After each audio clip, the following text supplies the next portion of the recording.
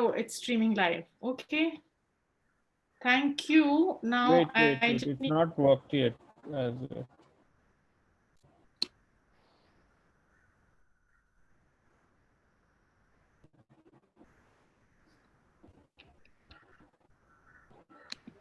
You think I can copy that streaming link? Okay, now do go. Okay.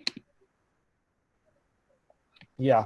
So you just click on that. Yeah. नीचे copy streaming link आ जाएगा ना. I've done that. Thanks. So I'm going to leave it on now. So now And thank you. and record you need. Record you need. Yeah, Hello. I do. Yes, record in the cloud if you could. Record to the cloud.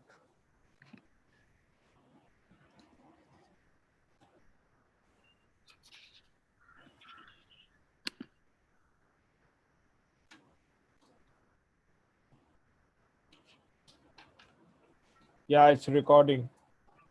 Okay, thank you.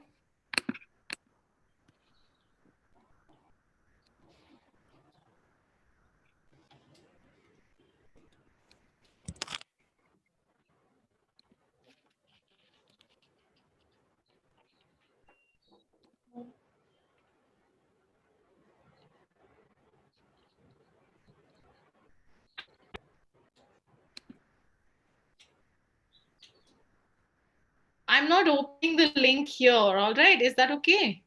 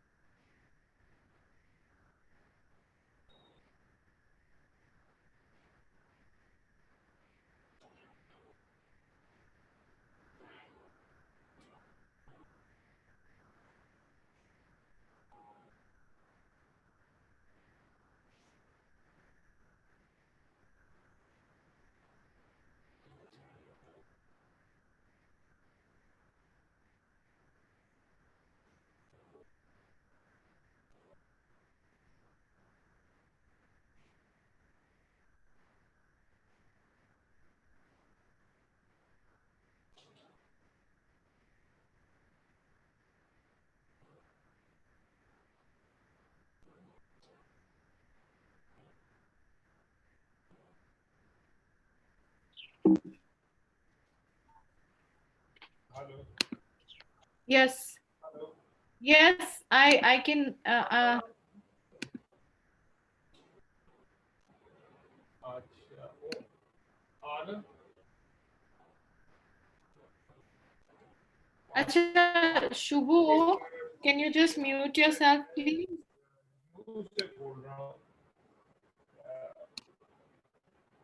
मैं आनंद मेरे साथ था वो. अच्छा चलो उसका call आ गया. चलो थैंक यू. हेलो. हाँ नमस्ते. ट्राई कर रहा था. हाँ मेरा तबीयत ठीक है. तुम्हारा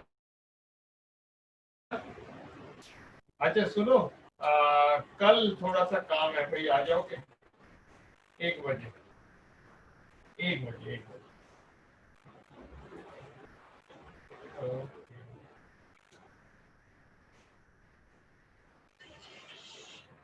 हाँ बोल.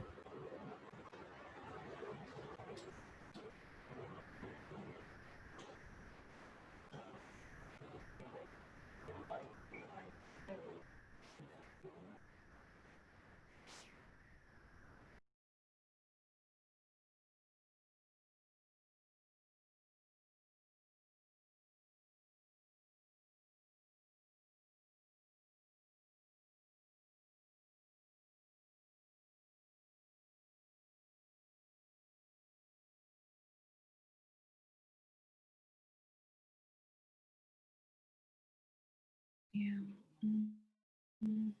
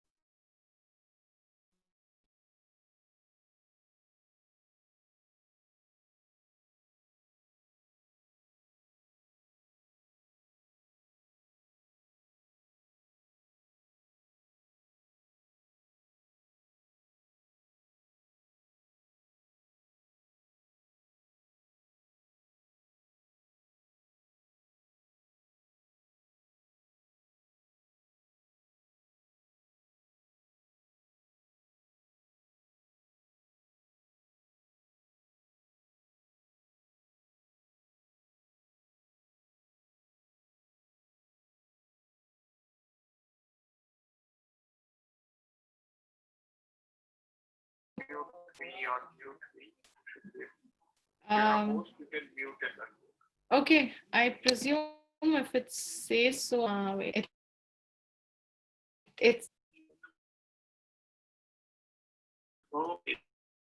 yeah. No, that's fine. Yeah, bye.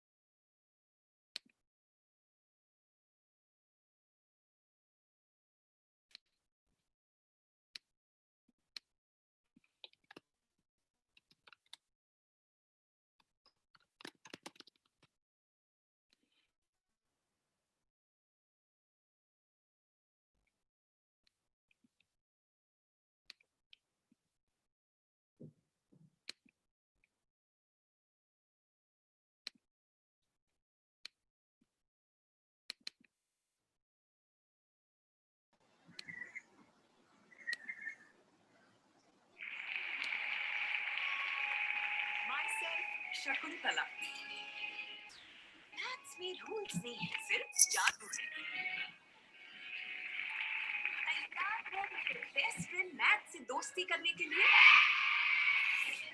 पापा मुझे भी स्कूल जाना है। स्कूल तुझे क्या सिखाएगा? स्कूल कोई सिखा देगी। मैंने एक आदमी को गोली मार दी थी। क्या वहाँ खड़ी है? Police deals on the beating stage. People's face when they see a girl in chotis doing maths. Choti? Choti. Oh. 891. How do you do it? 923. How are you doing this? How? 2773730. Mr. B just made it to the Guinness Book of World Records. I was correct. The computer was wrong. And that's why they named you the human computer. इतने intelligent और good looking आदमी का baby चाहिए ना मुझे। कब लाऊंगा? Baby चाहिए, पति नहीं। 10 साल बाबा आप भूल सकते हैं पर मैं नहीं। 10 साल तक माँ ने मुझे आपसे दूर रखा। जितना करती उसका आधा भी अगर आप मुझसे करती तो तुमने मुझसे मेरा मैथ्स छोड़वा दिया। अपनी बेटी की देखभाल करने के लिए आपको नोबेल प्राइज मिलना चाहिए। हमारी माँ ने अपनी पावर ऑफ अटर्नी का इस्तेमाल करके हमारी सारी प्रॉपर्टीज बेच दी। वो लड़ाई चाहती थी, अब उन्हें जंग लड़नी होगी। आप बाकी माउंट्स की तरह नॉर्मल क्यों नहीं हो सकती है? जब अमेजिंग हो सकती हूँ, तो नॉर्मल क्यों बने?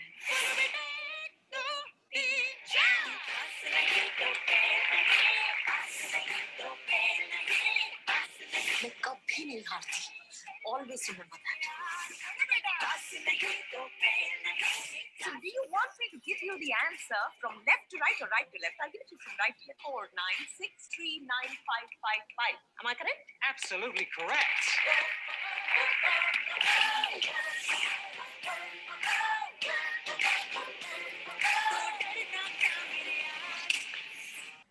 That's a bit dramatic. We Indians are like that only. Drama or nothing.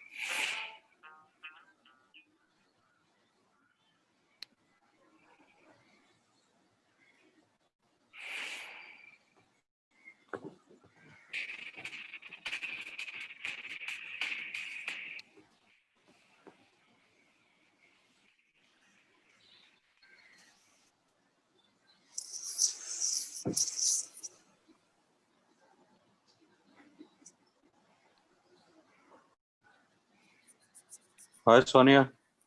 Hi. Good to see you live. Hello. Hi. Hi, Manas. Hi. Hi, Sonia. Hi, Manas. Hi. Thank you so much for having me, Sonia. Oh, thank you for taking the time. And, you know, I was just looking at the sort of, Sorry, I can't hear very well. will everybody switch their mics off? I think, Kay, are you outside, right? And you have I'm your mic. outside. I'm so sorry. I'm on my phone. Hi, Nanika. I'm just trying Hey, to mute hi. myself. Hi. I'm trying to mute myself. I'm so sorry. I'm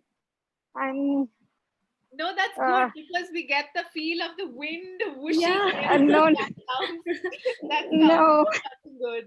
Sorry, guys. I'll try my best. Does anyone know what is the best way to mute? There should be a microphone at the bottom. Ah, Can you press that? You know, okay. I have reduced the volume. Does that help? so when you look at your screen, on the bottom, there's going to be like a camera and a microphone. So you just touch the microphone and it'll have a red line across it and that'll be muting you, but you can still hear everybody. Okay. Can you hear me now? You know what I'm going to do, Kay? I'll make it easier. I'll try and mute you. Okay. Yeah, so that's it. Yeah. Okay, that's done. Lovely. So lovely to see old friends. My God. So I thought we would do a round, Nanika, of going, telling us a little about ourselves and talking about our favorite scene in the movie. Oh, okay. Okay. So, Manas, have you seen the film? Yeah, I think I have, but I have a very poor memory. I've forgotten the name of the film, but I've seen that movie. Shakuntala Devi, that's the last. Yeah. It's only been around for like 2 days. So yeah, maybe. Okay, so we'll come back to you then. Yeah. That's Vinita, and Vinita is. Hi. Nanika, did you go to college in LSR? No, I actually went to the sister college or the brother JMC. college. Oh, SRCC. Okay. My husband's from SRCC. Yeah. All right. So is this a book club that like a Juhu book club? It's just you guys meet for reading books and talk about films and things? So yes, it's like it's hard to explain because it doesn't obey any rules. So lots of so there are people in Juhu and there are people outside Juhu, and like because we are on Zoom now, we have like people who like say somebody like Kay, who was Bhavani, who was part of Juhu Book Club when she was in Mumbai, then she moved away, but now that she's in Singapore, she's back again on Zoom. And so they're on Zoom, there are people from everywhere, but so that's and then of course there are people who wanted to listen to you and who are like honorary members, like Vinita. She just joins in whenever because she's a reader. So Vinita is like she's the head, she's associated with LC, which is the LSR alumni and very association. Right, lovely. Yeah. So Sonia, did you see the film? Did you see Shakuntala Devi? Yeah, I've seen the film. Yes, I have. And I don't know about a favorite scene, but there was one scene where I felt a lot of an emotion that Shakuntala Devi in the movie doesn't show of a woman. Somewhere she's always disguising the fact that she's a woman in a very unapologetic way. Yeah.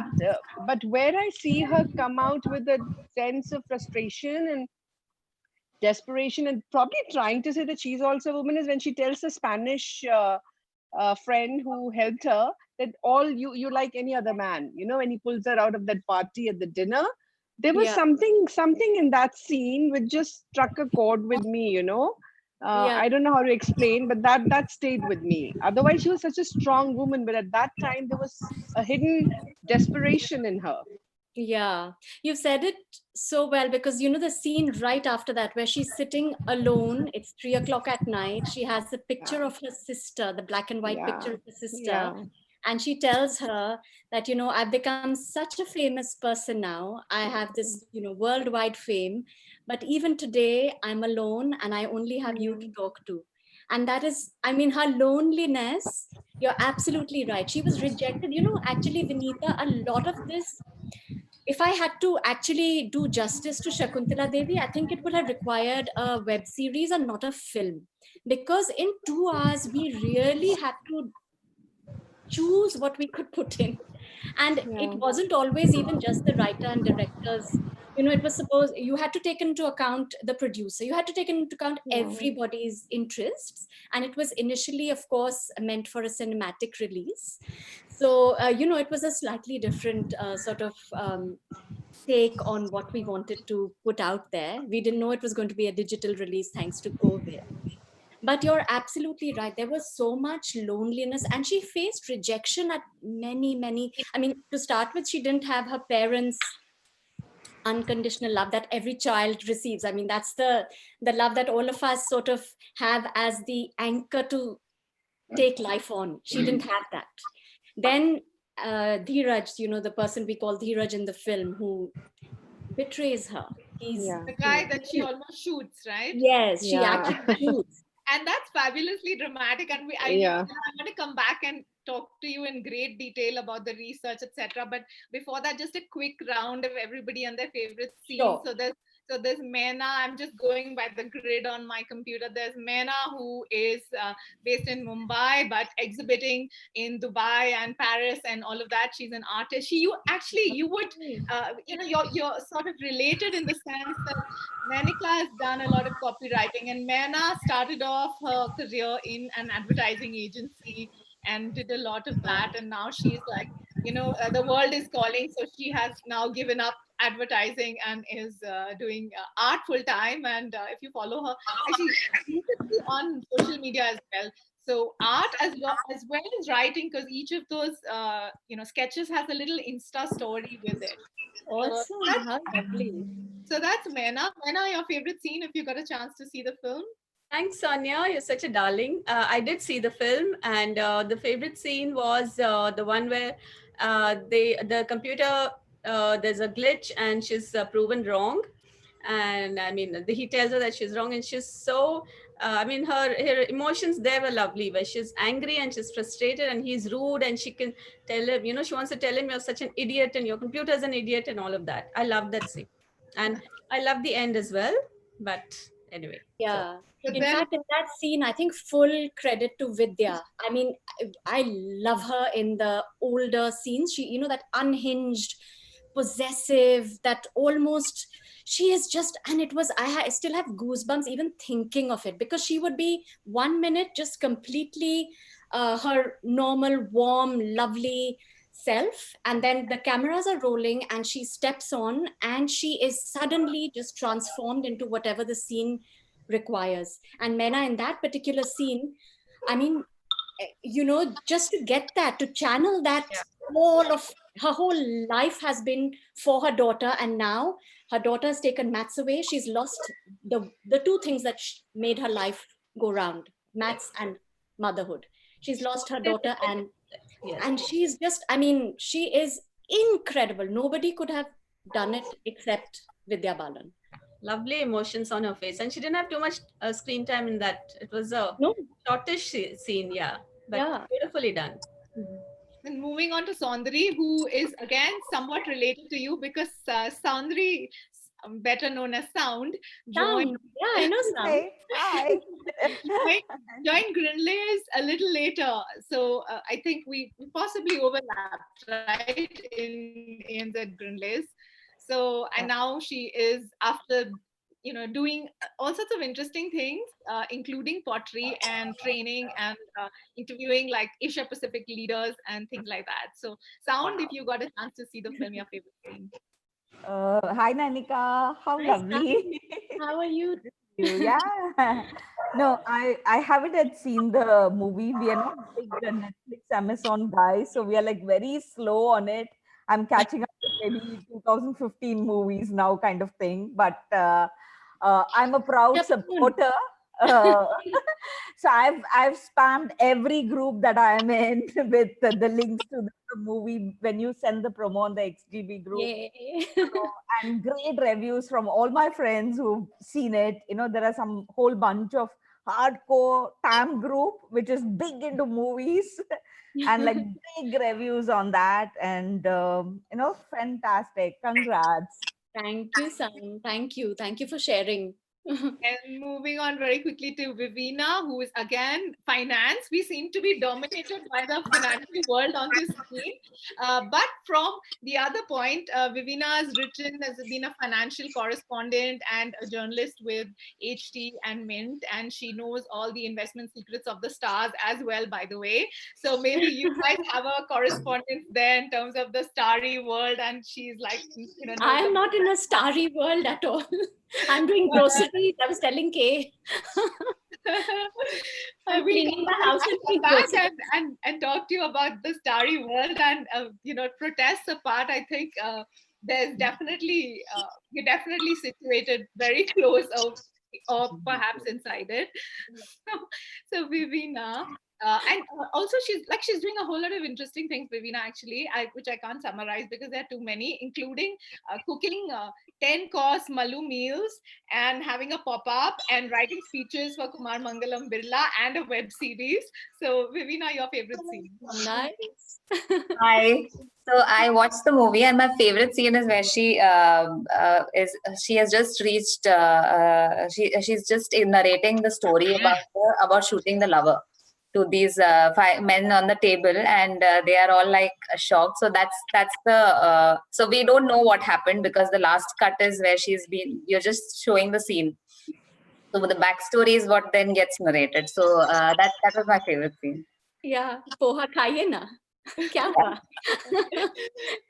Then going on to Abhishek, who has in common with you the fact that you were both in London, though at different times. I think Abhishek was at London School and best known for defeating them in debate and having them to come and apologize to him. So there's a story there that you might want to put into your next novel, whatever. Wow. Heads up.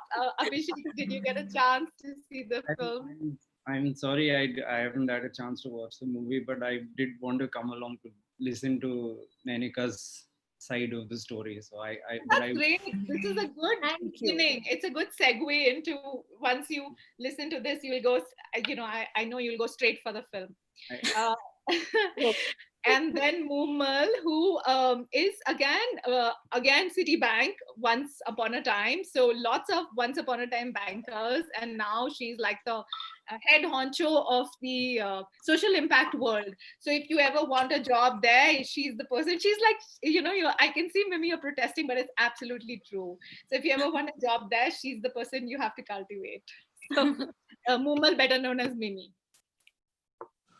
Yeah, hi. So we watched the movie yesterday, actually. And my favorite scene was when she is fighting with her husband about her daughter. And she tells him that, you know, no one would have ever questioned if I had to sort of pack my bags and follow you around. And it's just because it's me that has to happen. And to me, it brought out most starkly, I mean, many things in the film bring that out, but it brought out most starkly how ahead of her time she was. Yeah. And to me, that is her defining characteristic, whether on the homosexuality or whatever else. I just felt like she came from such a traditional family and yet made such a leap into the modern world. It was unbelievable.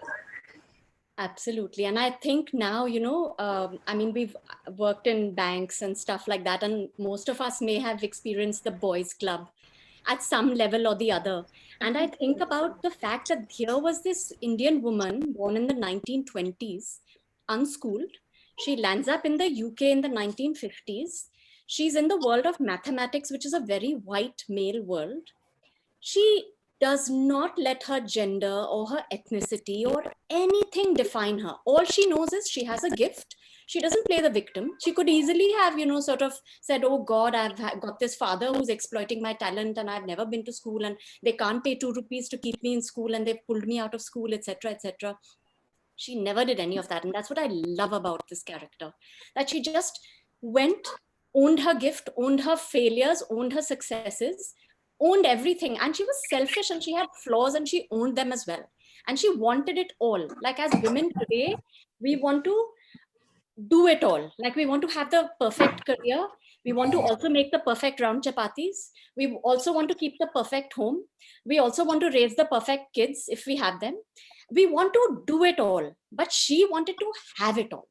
And she was unapologetic. She wanted to have her career. I am a genius. I need my career. I need to do these worldwide trips. Here, Paritosh Banerjee, you manage my daughter, because it's our daughter, right?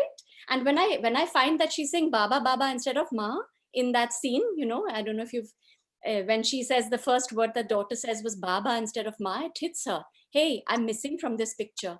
I want my daughter to want me as well. She goes back and says, okay, now I'm taking the daughter and going. So it was this, as you said, unapologetic, just owning her life, her choices, and never feeling like I'm a woman, you're a man, so we should have a different outlook or different consequences of being alive. No, I'm going to just move from Shakuntala Devi now, and there are 3 or 4 people who still haven't spoken, so we'll come back to you guys. But I want to jump in very quickly into your early days, Nenika. And I remember reading that your dad had a transferable job and you moved around a lot. And so I just wanted to ask you a little bit about your childhood reading. What are the kind of books that you liked, and were there some libraries from which you picked them up? A little bit about reading when you were growing up. Yeah, so Sonia, you're absolutely right. My dad had a transferable job, so we were in like Bangalore, Hyderabad, Munger, Saharanpur, mostly in Calcutta. So the majority of my childhood was in Kolkata, and over there was this little library. ITC. ITC. Yes. Who said that? Shubhodip. Yeah, absolutely right. From those towns. Yes, absolutely correct. ITC through and through. So yes, so we had a little library called Quality Quick Call Library, which was next to our home. So that was my haven. We had to pay, I think it was 25 paisa per book or something, and you could take 8 books and something like that. So my mom used to drive me up and down, or I would walk on some days.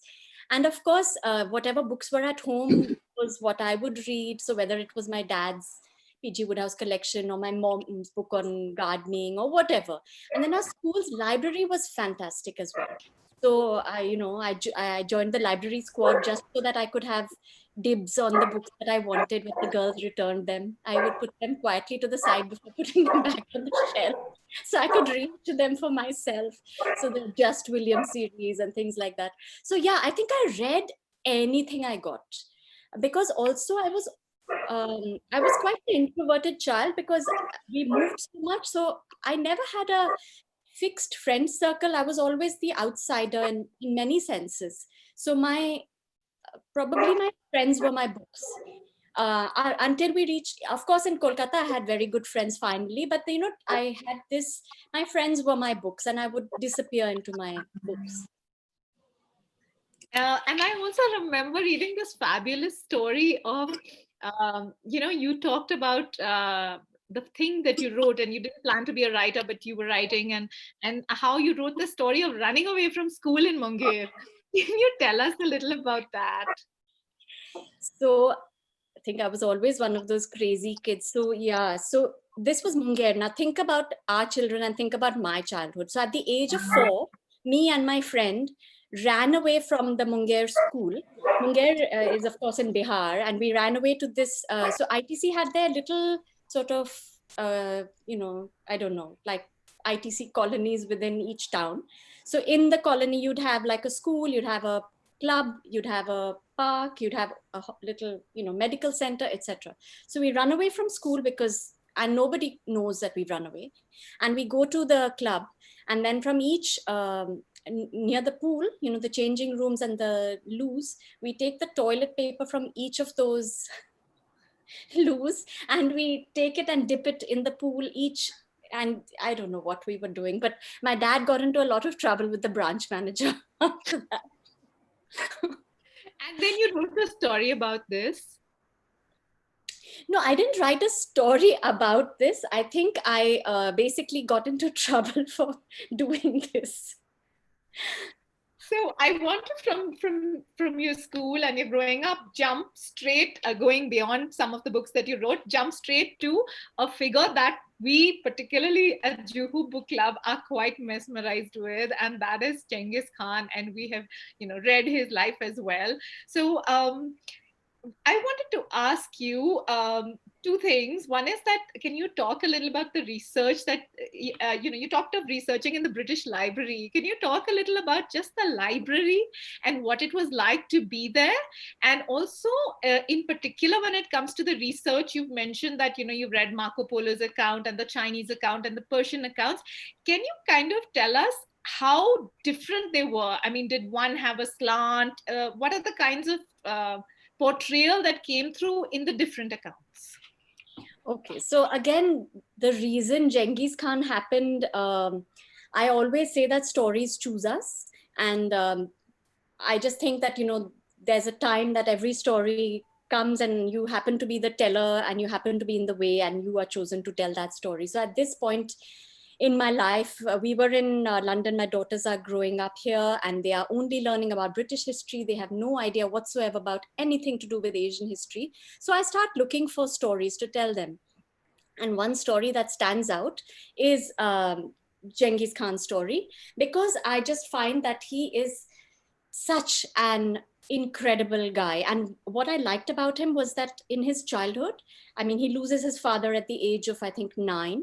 And of course, it's all these tribes, right? Mongolia is not even a country then, it's a collection of tribes. So the other tribe elders throw him and his mother and his siblings and half siblings out. So he's 9 years old. He is poor. He's been exiled by the tribe leaders. He is uneducated, totally illiterate.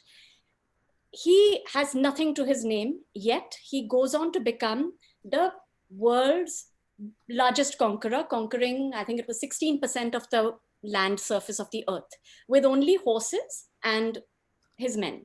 And if you compare that with the British Empire at its height, it was 24% of the world's, of the earth's land surface, but they had tanks and ships and they had the armies of everywhere that they colonized at their disposal. So just that in itself was like, oh my God. So I wanted to know, what is it about this child? And I wanted to start his story when he was little, because I was writing at that point for my daughters who were young.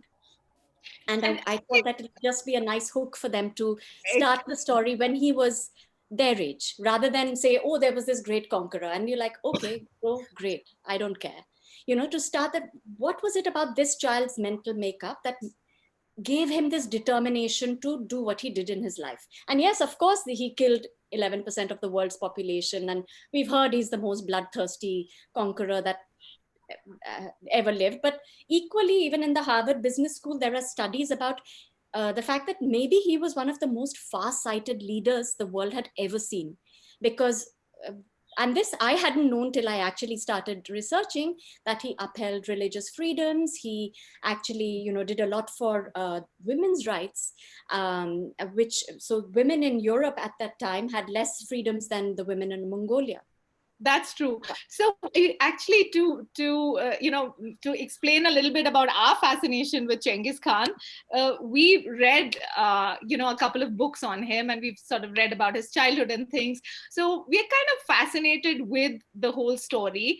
And what would be interesting to know is, you know, a little bit about you know, what the different you know, like say you said Marco Polo. So how was Marco Polo's account different from, say, the Chinese, and how was the Chinese account different from the Persians, you know, when you read of it in the library? I don't, one second, just Nanika, I can't hear you. Can you somehow on mute? Okay. Oh, sorry. Again, no. I think we both did the unmute at the same time. Yeah. Can you hear me now? Now, yes. Yeah. Okay, so the Persian account and the Chinese account were the most damning, because I think there the most damage was caused. But equally, the Mongolian account wasn't a hagiography either. So the Mongolian account, The Secret History of the Mongols, which was written in the 12th century and commissioned by his son, bless you. So that actually said things like, that he was scared of dogs, for instance, that he had a morbid fear of dogs, and the fact that he killed his half brother at the age of 10 over a piece of fish. So these are not particularly flattering things to be written about, but the fact that they were actually chronicled gave me a sense that, okay, they're not just flattering the man because he happens to be, the ancestor. In Marco Polo's account, again, there was a lot of corroboration of things that I really was happy to find, such that, the Mongolians, their weapon, their main weapon, and the reason they could actually decimate the European forces was their horsepower. And being a nomadic tribe, they had grown up from the age of 3 and 4 and growing up on the steppes of Mongolia and being nomadic. Horses was such an integral part of their life. So from the age of 4 or 5, they were strapped onto a horse. They had to learn to ride. They had to learn to use bows and arrows, without, because the Chinese had invented stirrups, they had the advantage of their legs keeping the grip on the horse while they could use their bows and arrows using only their hands. And there was so many, and the other amazing thing about Marco Polo was, about Genghis Khan, was that he would incorporate all the inventions of every place that he went to. So he went to China, he said, hey, you make great gunpowder, great paper, you know about stirrups, let me take all of this and take what suits me back to my country. The rest of you, the royals and people like that who do nothing but, sort of are rich, let me kill you. So he would take what was good and leave what didn't suit him. And he would always give people an option. You have the option to either cooperate and come with me or die. So to that extent, he was quite democratic in his approach. But I want to take just a small, we'll do question and answers later, but Genghis Khan is so compelling that if anybody has any specific question on this great Mongol, or if you want to ask Nenika her secret connection to the Mongol, because I think she has one too, just go ahead. Let's just take a 5-minute session on Genghis Khan if anybody has questions. Yeah, I do have a question. Could I go ahead? Yes, please, Manas. So, so very interesting what you mentioned about Genghis Khan, especially around some of the freedoms that women had in Mongolia as compared to other nations at that point of time. So see, I have seen Marco Polo. I have completed Resurrection across maybe, it took me 8 months to complete, some 500 episodes or something. And I also saw part of, Osman, which is again a Turkish serial. Both the serials are Turkish, right? So in both these serials, Netflix series rather, Genghis Khan or his descendants, the Mongols, essentially were put in quite a bad light, frankly. Okay, I mean, it would be very interesting to know, more of the positive aspects of Genghis Khan, and what influence did he leave behind across the world, apart from obviously being one of the largest conquerors across the world, conquering almost half the world, like they used to say, right? So what are the positive things he has left behind as a legacy? Okay, that's Manas, thanks for that. I'm going to put in a couple of other questions. So Nenika will just give you 3 or 4, and then if you can club them and address them. So another question from Vinita that says that what are the books that you could recommend that are good books on Genghis Khan? My book, The Gory Story of Genghis Khan, aka Don't Mess with the Mongols. Please read it. You have it. Mimi, you have a question? Yes. I can't hear you. You have to. Sorry. So I read this book called Genghis Khan and the Making of the Modern World, after which in my early 30s, and I was determined that if I had a son, I would call him Cengiz. And my girls always say that, thankfully you didn't have a boy, mama, otherwise, the guy would have been severely bullied.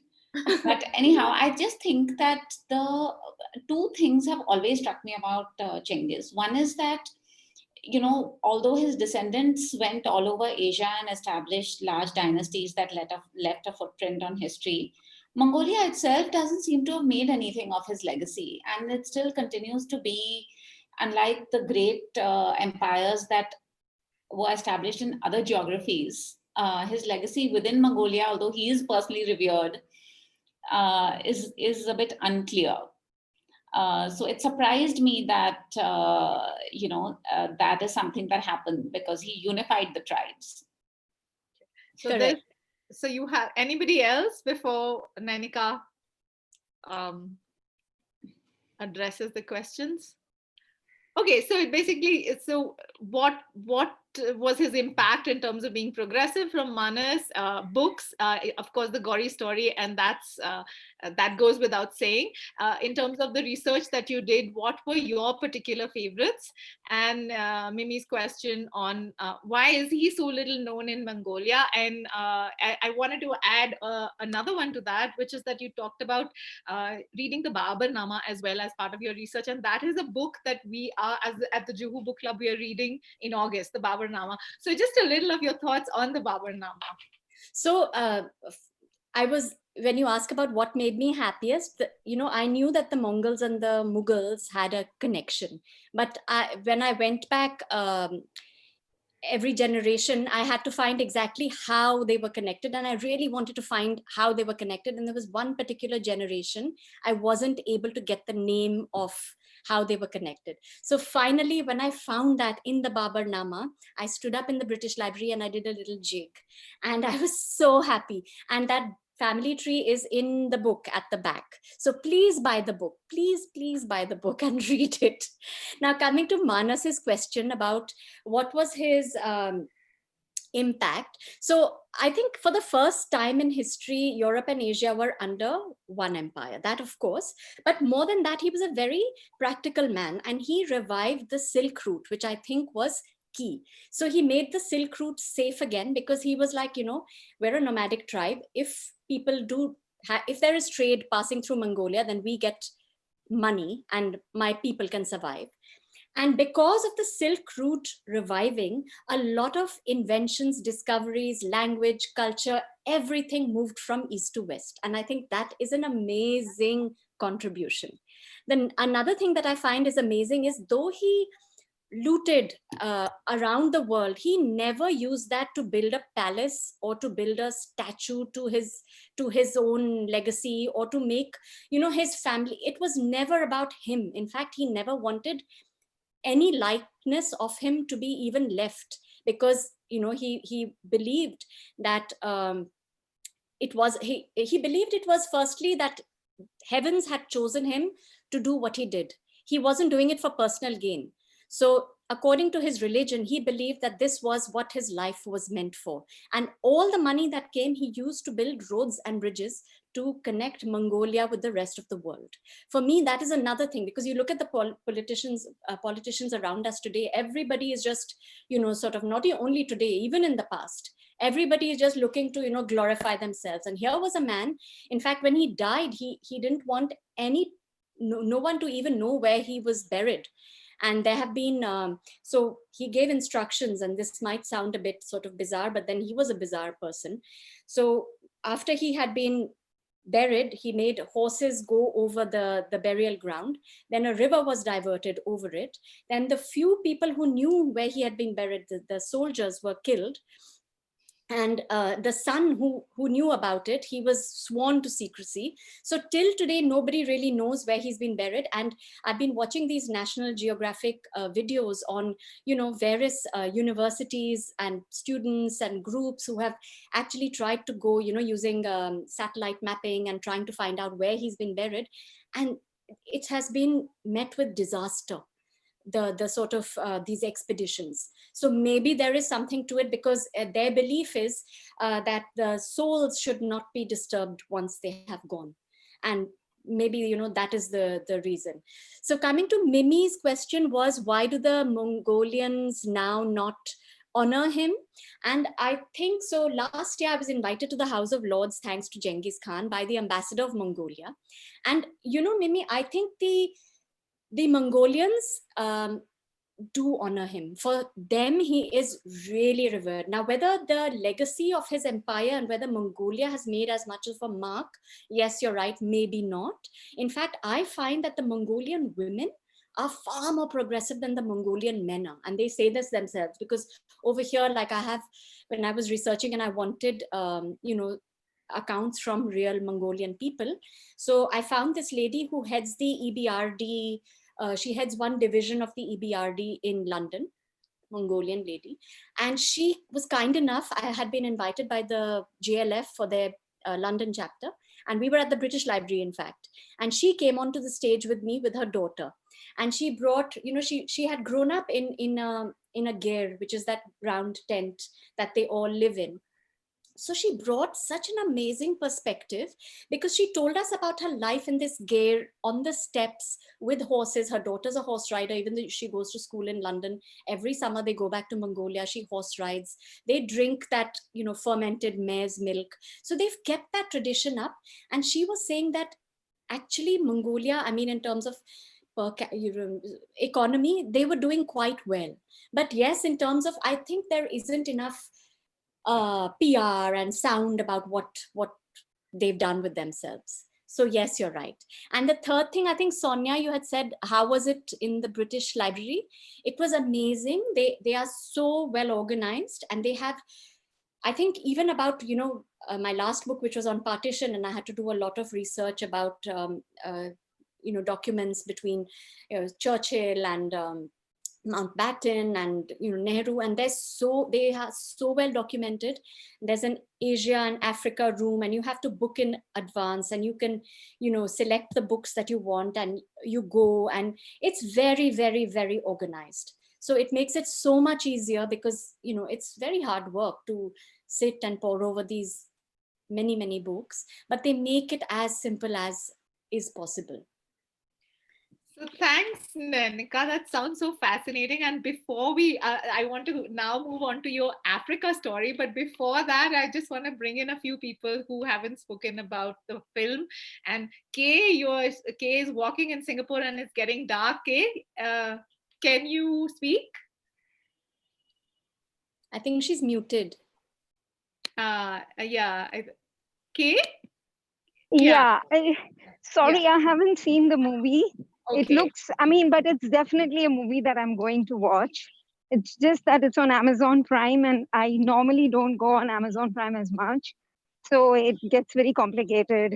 It's on one TV. A long story. I don't want to bore you guys with that. But now you have the film to look forward to. So that's always the good part. Absolutely. And I'm so happy about that. Okay. Yeah. So then jumping to Raghu, who has a huge connection with theater, by the way, and I wanted to ask you also a little bit about your music and theater experience. But Raghu, by day or by night, works as a management consultant, but does a lot of theater and is quite an expert at mythology and lots of things. So Raghu, not seen the movie, Sonia. So not seen the movie again. So you've got that to look forward to. That's great. The only, yeah. I will. Yeah. Lovely that you're connected with theater, Raghu. That was my life's dream to act in musical theater. But then that didn't happen, and I became a banker instead. But then life has somehow taken me back to storytelling, and I'm grateful for that. Yeah, I think Raghu, Raghu in fact has a similar story, right? No. So, I mean, just to clarify, I'm not into theater. You know, Sonia is over projecting it. So it's more of just, you know, just lots of friends and who are into theater. And yeah, I mean, I know okay, he is on the board of Prithvi and works with Samira and Sanjana and all that. So yeah, Samira was in school with me in Kolkata. Ah, okay. Oh, and Sanjana's husband, Valmik, was he was kind enough to write the foreword to my first book, which was Ambushed, which was set in tiger territory. And it was very scary writing to him because first of all, I didn't know him at all, but my editor said nobody will read your book unless you have like a foreword from somebody who's known, etc. This was my first book. So I said, okay. He said, my editor said, why don't you write to Valmik Thapar? I'm like, okay, I had nothing to lose. By this time, when you reach your 40s, you're like, okay, I'm used to rejection at all levels. So I wrote to him and he wrote back in caps, in capital letters, saying, because I wrote this really long email in my best English, and he wrote back in capital letters saying, what exactly do you want? So I had to then, and he gave me options because he must have thought this is a real cretin I'm dealing with. So he said, A, you want me to write a foreword. B, you would like me. And so then I said, I just wrote back, A, thank you. So, but he was nice enough to write the foreword. And he actually wrote that he suggests this book should be on the curriculum of all schools. And then since then it's been on the CBSE reading list. So I'm really, really grateful to him. Oh, that's lovely to hear. And so is your other book as well, right? Genghis Khan is also on some reading lists. Yes, that's right. So then Delna, I just wanted to ask you if Delna works with HR, and what have you managed to see the film and any favorite scene? Yeah, so I did see the film. In fact, I saw it very late last night only for this meeting because I definitely wanted to see it. One of the scenes that struck me, and unfortunately I can't remember the exact scene, but I know I have this vivid memory of it giving me goosebumps. And I know it had something to do with, when the daughter walks away from her in this huge huff, and to me, how I received it is everything this woman is doing in her head is circling around the daughter, and it's for the daughter, and I'm doing it for my daughter, and you're my life, and the daughter is not recognizing that. And the moment when when she goes back and she kind of realizes that I didn't want to become like my mom. I'm sorry, I don't want to give out any spoilers in this meeting, but you know what I mean? When she makes the connection backward, that really struck me. So, yeah.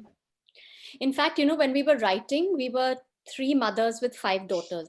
This means that there's me and my director, we were the 2 writers, and we had 3 daughters between us, and my 2 daughters, her daughter, and Shakuntala Devi's daughter, Anupama, she has 2 daughters, exactly the same age as my daughters. So between us, there was so much mother-daughter stuff going on to channel. And, as a daughter also, there are so much, the mothers that we have always seen portrayed in Hindi cinema, Nirupa Roy, and all those mothers who are only good if they are sacrificing all the time. So I think and I've had so many friends call me and say, I never saw my mother as a woman. I always saw my mother as a mother. And this is not only girls, this is boys as well. Who we tend to just always see our parents as just our parents, not as the people that, unless some people can have that, but I think that realization even with me came quite late. So I think what this Venika, I wanted to ask sorry. No, go ahead, Sonia. No, you complete what you were saying, but I also had a question that you spent a long time with Anupama, that's Shakuntala Devi's daughter. So I just wanted you to just tell us what was the very first time you met or you went to her house, and what was it like? Was it awkward? And also, were there any things that you actually left out of the film that that may have still made a powerful impression on you, but for whatever reason you couldn't put it into the film? Okay, so I'll take one step back and I'll tell you that the first time I saw Shakuntala Devi was in my, did I already say this? That she came to my school in Kolkata when I was 6 years old. And she was like this magician pulling numbers out of a hat, giving these answers to these crazy questions. And for me, and she made fun of my head teacher for not knowing maths well enough. This little fat Miss Higgins, not fat, but Yeah, God bless her soul. But you know, it was like crazy. And when I finally became an author, I wanted to tell her story because I thought, how cool is this? A woman, Indian woman, 1920s, loves maths, makes maths cool for kids. How cool can that be? And then my friend Anu, who's the director, she also wanted to tell a story about a female protagonist with a different take. So both of us. Now, obviously, we can't tell Shakuntala Devi's story unless we have permission from the family. Of course, Shakuntala Devi had passed away by then. So our agent in Bombay finds us, Anupama, who happens to also be in London along with Anu and me. And Anupama says that I'm also looking for someone to tell my mother's story. So this is when I say stories choose you and stories choose the timing, because how coincidental is this? So now the first time we meet Anupama Banerjee, Anupama says, let's meet at Harrods, which is my mother's favorite shopping place. And I'm like, okay, let's meet at Harrods then. So we go to Harrods and we're supposed to have a coffee. And we have a coffee which lasts 6 hours. And in these 6 hours, we were just, I mean, Anupama took her time opening up with us, but at that point in that meeting, there was already, you know, sometimes you just sense with a person that in my heart, I was just like, I hope she trusts us enough with whatever she wants to say, because I really wanted to tell that story. And after meeting her, even more so. And luckily we reached home and there was an email saying, it was great meeting and I'd love to meet again. And, you know, let's do this. And so from there, we started meeting more regularly, not at Harrods after that. And then we met at Waterstone's little cafe with the bookshop. And, you know, it was more affordable for us poor writers also. But, you know, so then from there is how, but after meeting her, this is what I want to say. We set out wanting to tell the story of a math genius, but we ended up finding this whole amazing dimension, a lens to tell the story through, which made it more relatable, more inspirational. And that was the lens of a mother-daughter relationship, which a lot more of us, I think, can relate to. Because, you know, it's a story of a genius. Okay, she does these numbers really quickly, and then what? But if you have another lens to tell the story through, it just becomes that much, I think, richer. So I'm very, very grateful to Anupama for trusting us with a story so close to her heart, because I know from experience, it's hardest to talk about your parents, especially if the relationship has been messy and especially if they're not there anymore. But I was so heartened when we took the film to her a few days before it released on Amazon, and we showed it to her and her family, and she had tears in her eyes at the end, and she just turned, and one thing that she said stuck with me. She said, you've done it very gracefully. Because my whole thing was, you know, it's a mother-daughter relationship. I always, throughout, I never wanted it to become, or tried, I hoped it would never become something that wasn't befitting of just the priceless relationship that a mother and daughter have. So, and when she said it was gracefully done, I felt, you know, I had tried to keep that aspect of it. So coming to a technical question, and we have some web series writers and some script writers and writers in this group. How did you prepare to write a script? And somewhere I read that you had mentioned for maybe one of your books, you had done some workshops. So what were the workshops in particular that you found useful and that you might recommend? I should be learning from all of you who are web series writers and script writers. I don't know if I'm equipped to answer that. I just went with, I think I even when I write, I'm quite visual in the way I write, even for books. So to make the switch from writing books to writing screenplay, it came quite organically to me. But yes, I did. So I was, you know, Anu, my director friend, she recommended I start, you know, I read a few books and I started playing around with Final Draft, which is the software. And my daughters sort of gave me a few books which are on screenwriting. And I watched a lot of films that I loved, and then looked at the PDF of the script and saw how it translates and tried to understand, you know, because in books you can say that's characters thinking all this, but when you write a screenplay, it has to be very sort of visual. So I think for me, the story spoke to me very loudly, and I tried to tell it as honestly as I could. And what were I these had books? a brilliant team. It's like I did it with the help of everybody around me. And we had Vidya, who was magical. So I think it was just What were the books that your daughters gave you, and the books in particular? Do you remember the names of any? So one is called Into the Woods, which is always by my bedside, and I keep referring to it again and again. And yeah, there were a few more, but I think more than anything else, it's just, I think, looking at the way certain scripts become. And when you talked about the films, any particular The lady films who which you wrote saw and then Sorry, any particular films that you saw and then you went and you said no that you saw the film and then you went and looked at the PDF. So which were the ones that you remember? Again, So I think Lady Bird is one I remembered because I liked the the Greta Gerwig Lady Bird film, because I liked the mother-daughter dynamic there as well. And there were loads, but I think, yeah, Lady Bird is one I remember.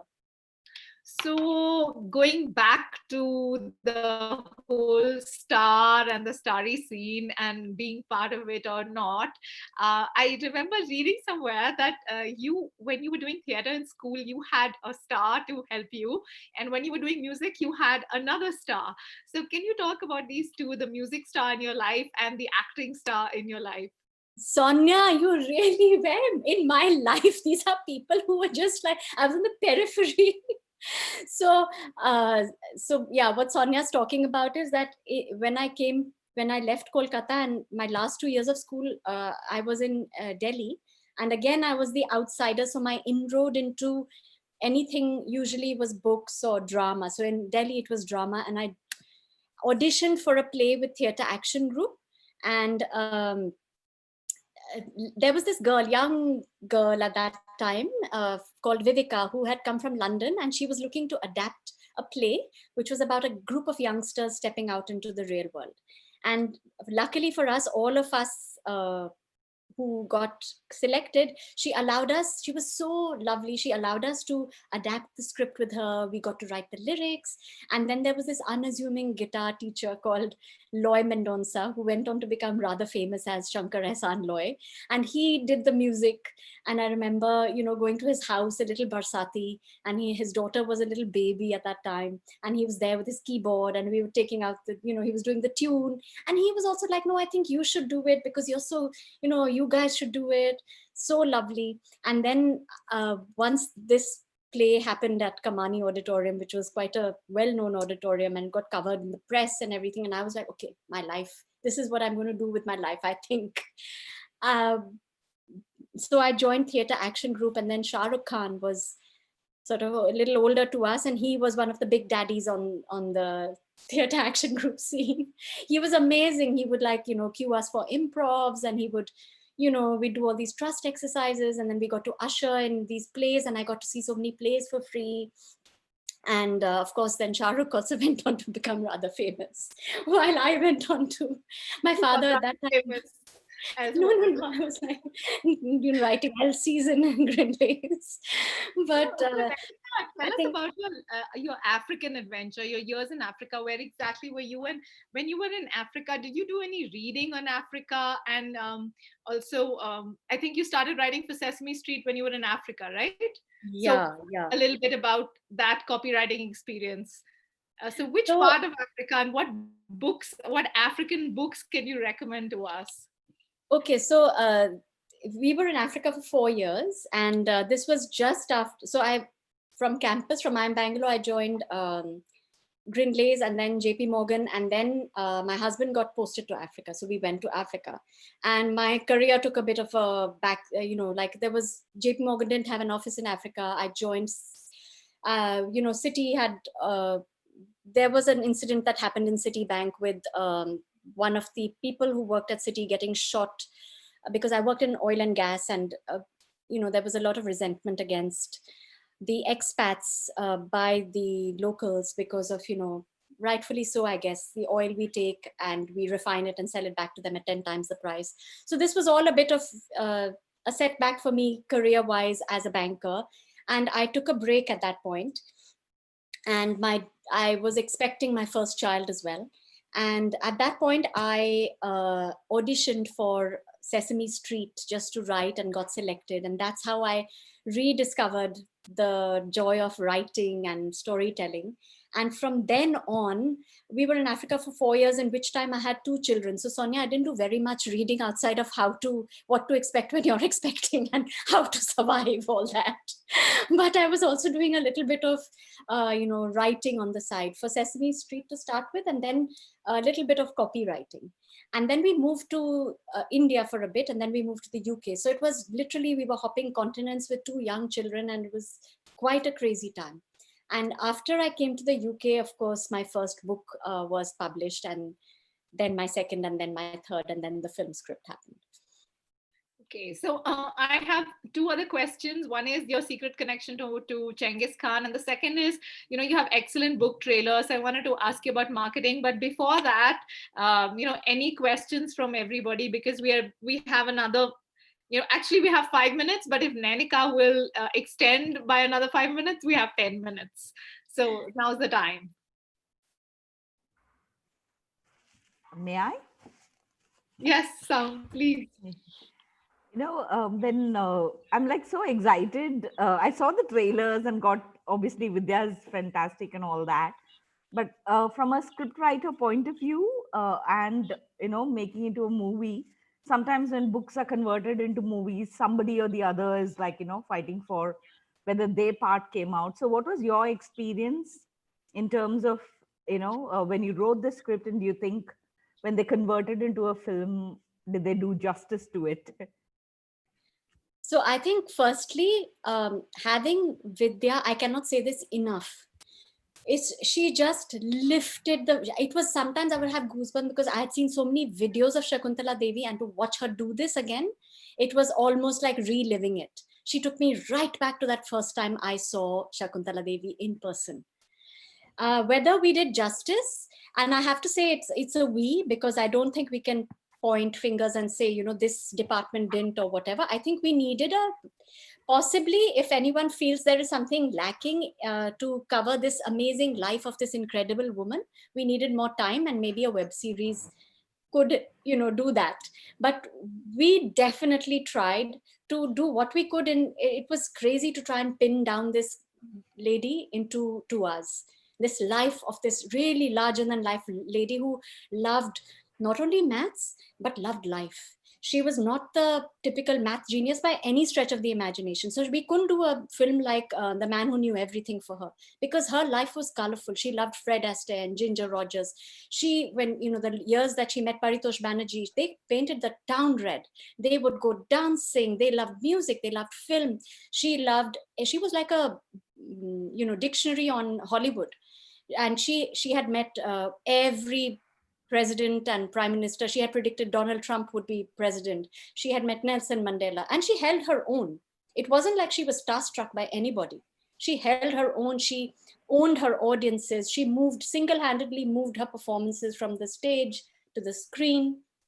She was absolutely amazing. She entered politics. She cooked. She wrote books. She wrote books about homosexuality. She wrote books about how men should cook, simple recipes for men so they could follow. She was completely amazing. So to fit all of that into 2 hours was a challenge. Yes. So we tried.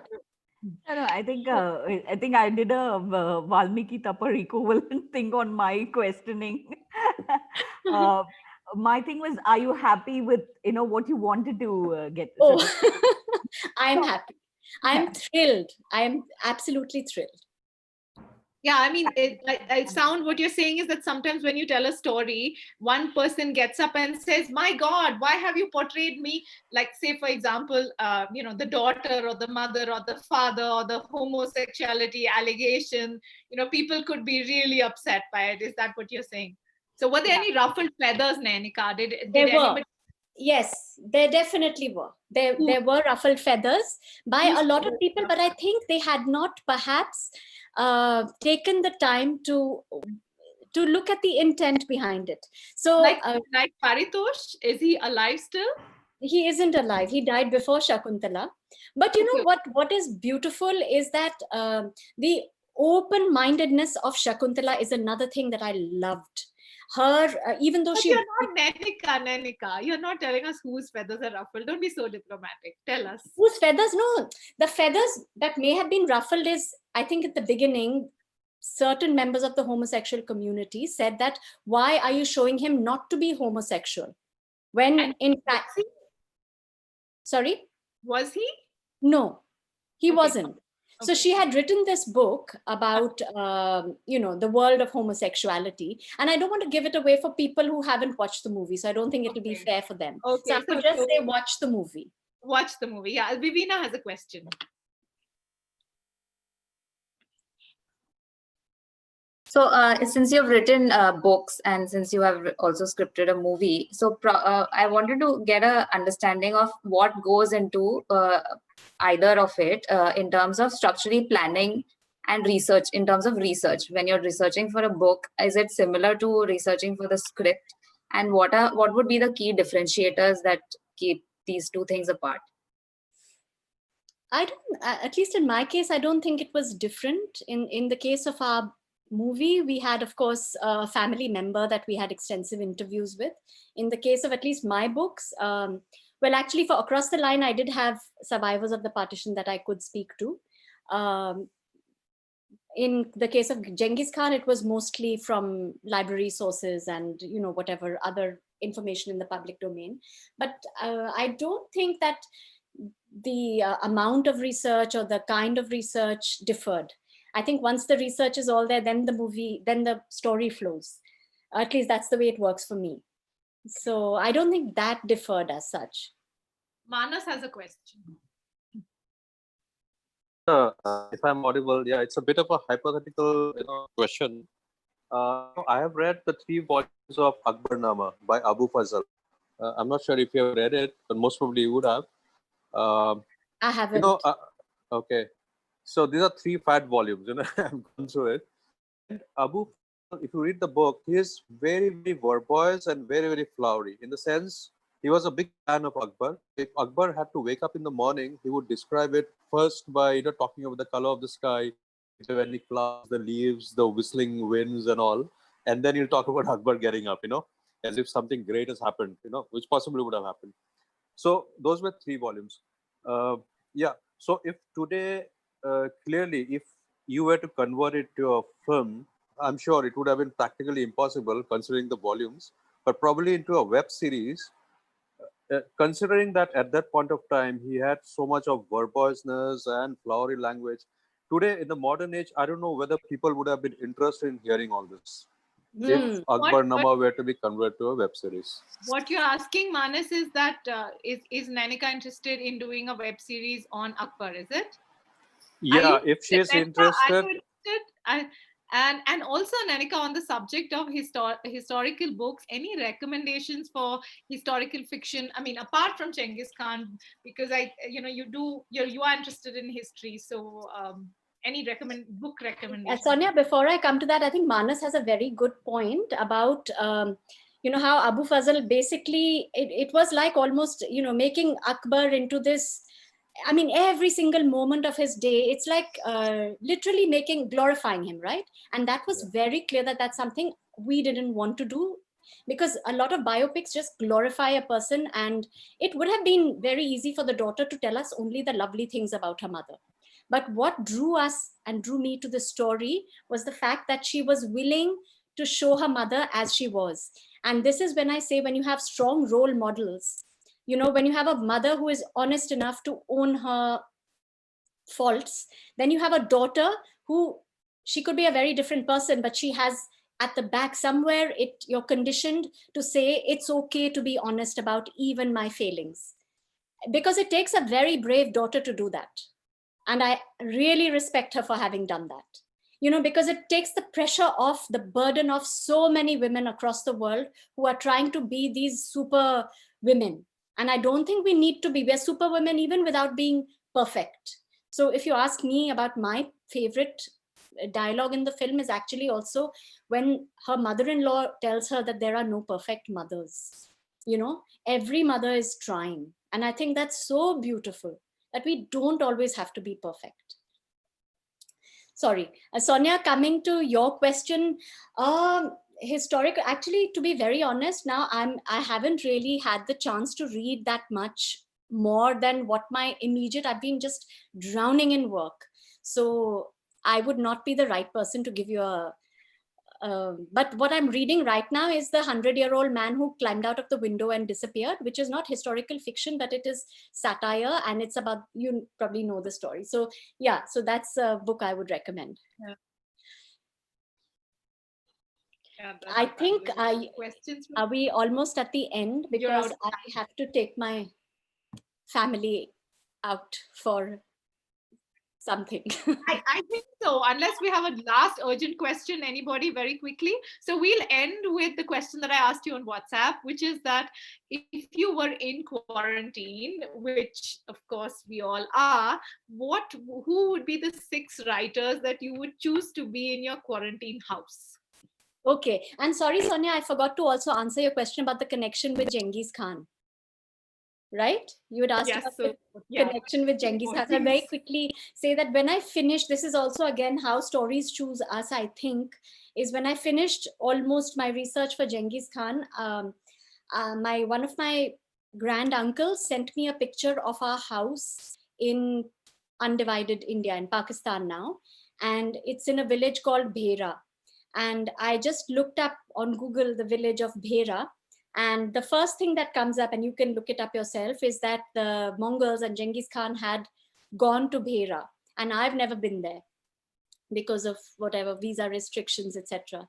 So I thought maybe, you know, I visited his hometown because he had visited mine. But that was just a small thing that, and coming to the 6th. Also, you have his DNA, right? Well, I don't know about Mongolian DNA, but yes, I have 1%. My husband and daughters gave me this DNA testing kit. I don't know. So I'm 98% from Pakistan, undivided India, 1% from Iran, and 1% from Eastern Europe. So I'm not sure about the DNA bit. Okay, so the people I'd like to be stuck in quarantine with. So authors of some of my favorite books, Anthony Doerr and Bill Bryson, P.G. Woodhouse, Khaled Hosseini, who else? Gerald Durrell, Astrid Lindgren, and maybe Otto Lengi, because he can cook for us.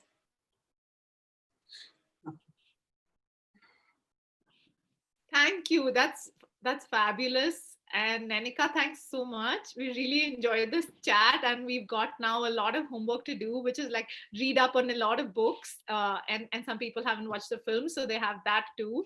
So thanks and good luck with the film. And what on the last note, what are you writing on? What are you going to be writing on now? Do you know that? So I'm writing my next book for Penguin, and I'm also developing 2 scripts. And what are the subjects here? So the Penguin one is historical fiction, and the 2 scripts are, one is in the sort of historical fiction zone, and one is a thriller. So who are these big bad characters you picked up, or are they like women characters? Who are they? No, they're not characters. It's set in historical. It's a period of time, not a character. Which period? I can't say right now. The recent past. Okay, we're in suspense. Thanks. We look forward to that. Thanks so much, Nanika. Thank you. And Thank good you luck for having with me. the film and the book and coming. everything. And the Thank you so much, Sonia. And thank you everyone for coming. Thank you. Thanks a lot, Nanika. Thanks, Sonia. Thank you.